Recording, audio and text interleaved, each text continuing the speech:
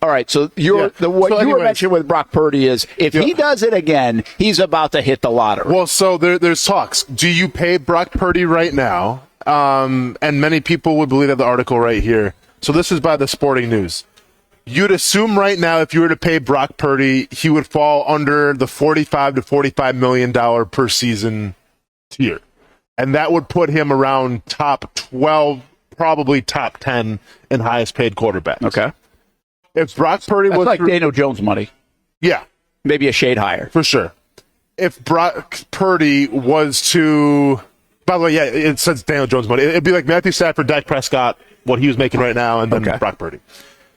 If they were to hold out and let him do what he did last year, be in the MVP conversation, take his team to a Super Bowl, you're looking at around, and this is like, keep taking everything into account, $56 million per season, which would make him the highest new paid quarterback in the league. Okay, so for this article standpoint, because I have two questions. Yeah. Is this from Purdy's point of view or from San Francisco what they should do? Should San Francisco pay him now or wait? No, this is just like saying what's probably going to happen. Like, it's probably from Purdy's view, right? Like if he was to go out there and have another MVP caliber season, take his team to a Super Bowl or like close to it, he could be the highest paid quarterback in the NFL. Yeah, but if I'm Purdy, like this is a no-brainer if you're Purdy. You were the 7th round pick. You were Mr. Irrelevant. You hardly had enough money to pay your rent this year in San Francisco. Like, I ain't waiting another year. I'm cashing in. But maybe they're not offering him. Like, we don't even know that. I know. Yeah. But so that's why I think the big question is more should. I think it's an easy answer for Purdy. You're not going to sit there and say, "Oh, let me take a chance. Let's see if I don't get hurt and go play well again." Sure. $50 million or $40 million a year, I'll take the $40 million a year. That's fine. Yeah. Right, and I'll get paid more if I play well down the road anyway. Yeah. I think this is really a San Francisco question. Mm-hmm. Should you pay him now, or do you wait and see a little bit more because you can? Mm-hmm. What should they do? From a business standpoint, yeah, too, I mean, listen, I know it's a business standpoint, right? But, and I get he has all the pieces around him to be successful, right? It helps when you have Christian McCaffrey. It helps when you have George Kittle. It helps when you have Deebo Samuel, and we'll see with Brandon Ayuk. But you play in a pretty quarterback-friendly offense, if you will. But at the same time, how can you justify not paying top dollar for a guy who's been nothing short of amazing for you for the past couple of years? It's hard to justify that. So, listen, if I'm San Francisco, kind of like, I'm sure you feel the same way about Trevor Lawrence. I mean, is there any indication that Brock Purdy's going to slow down? No. So, yeah, I'm probably going to have to pay him. Do you think they would have had to already pay him or whatever if he had won the Super Bowl? Did that change it at all? Like, I don't feel like it should have, but it might have, because the Super Bowl carries so much emotion to it. You know what I mean? It might have, Brent, but at the same time, I think going to the Super Bowl, like I know it's not winning it, but I think taking your team there still means something. But now, ask the Rams about that with Jared Goff. They would say it doesn't matter. But that's a good point. Who will get more money when they get paid? Purdy or Trevor? Because they both could be on a similar track. They might both. Well, and I'm sure they'll be using each other as kind of like the litmus test to see, hey, well, he got this much. I think there's plenty of those guys out there to be able to use. Yeah. You know what I mean? Honestly, I think slotting is already there. I think Purdy right now. You think Purdy will get more? Purdy right now. See, this is why I asked the question, because I must be in the minority on this, but I think I'm actually right. I believe I'm right. And I don't need to be right on this. What I'm getting at is if you paid both players right now, I think you could get away with giving Purdy $40 million or $42 million or $43 million. I think if you pay Trevor Lawrence now, I don't think you can get away with that. I think if you're committing in after year 3 to a quarterback like the Bills did with Josh Allen, the Bengals did with Joe Burrow, the Chargers did with Justin Herbert, you then give market value. And market value right now is up around, let's just say, and maybe it's $53 million instead of the 55. Maybe it doesn't reset the market. Like, I can come with you on that. But what I'm saying is, for all the folks that have said over the last couple of months that, hey, if you do pay Trevor now, you might be able to get a little bit of discount, might work out. That ain't it. It's going to be the market for Trevor. He's a number 1 overall pick. You're paying him after 3 years, whether his performance was as good as those other guys or not. I mean, look at what the Bengals I mean, they did go to a Super Bowl with Burrow, but they also missed a whole year or half a year with Burrow. And then actually after they paid him, they missed another. Or were they coming off? No, they were coming off another year where they missed him for injury time. I mean, 2 out of the 3 years with Burrow, and I know the one was really good, but they actually were. He didn't play the whole year, like significant time missed, and they still paid him, and they still paid him top dollar. So I've always had this view that if you pay Trevor right now, don't think about it as a savings, folks. It's not going to be. He's going to make between like $52 and $56 million a year. That's what you're going to pay him if you pay him right now. Now, same will be said if you pay him next year, or maybe there's more performance to go. Maybe next year, if he really does well, he can now reset it. He might make $58 million a year. Yeah, but I think that's the difference. I think Purdy, if you pay him right now and you get ahead of it if you're San Fran, I actually do think you can pay him like 43, 45. You can save a little bit there. Probably not a lot.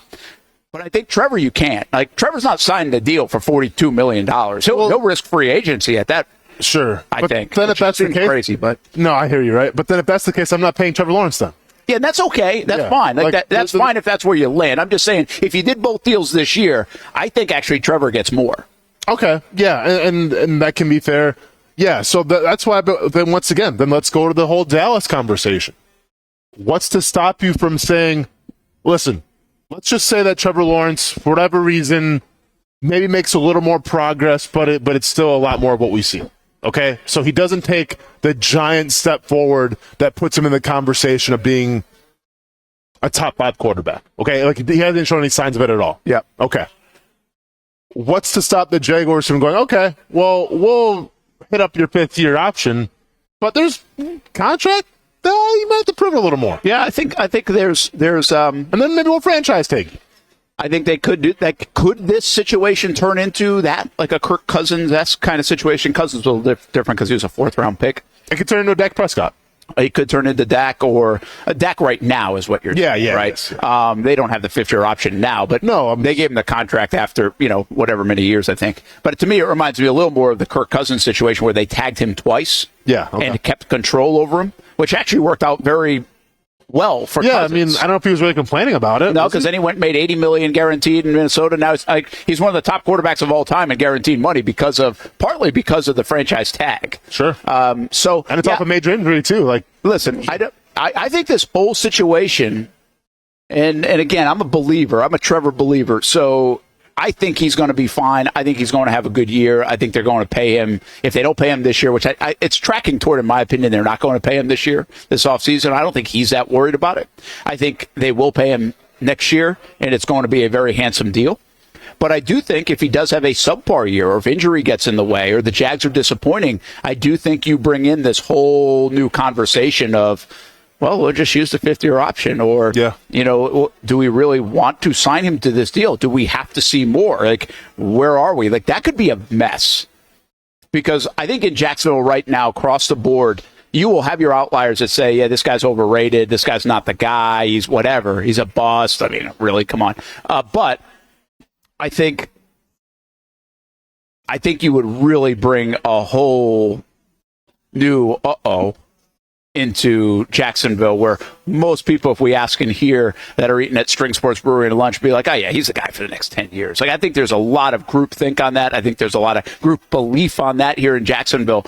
A muddy year this year would certainly lower that percentage, and create a mess really in Jacksonville. Like, that, to me, it's a worst case scenario.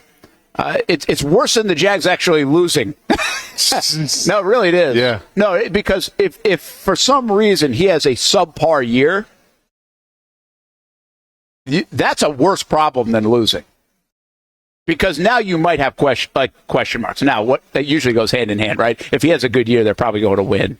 True. At least enough to. Yeah. That's a weird combination for him to have a really good year and not win, or a really bad year and win. It kind of goes hand in hand. So, I haven't even let myself get to that point and think about, well, what if he doesn't play well this year?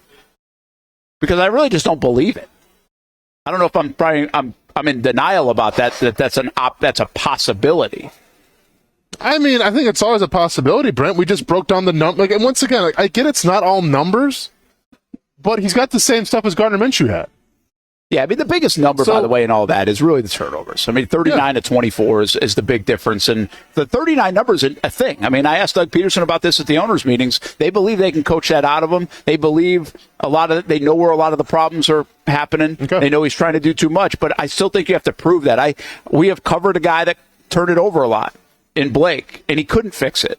There are other guys. Jameis Winston never got another opportunity after that 30 interception season. There are examples like Peyton Manning of being able to overcome it. But then there's your guy, Brett Favre in Green Bay, that really didn't overcome it. He just was so much better at the other stuff that it was okay. Yeah, I mean, you learn to tolerate it because he was scoring a lot of touchdowns at the same time as well.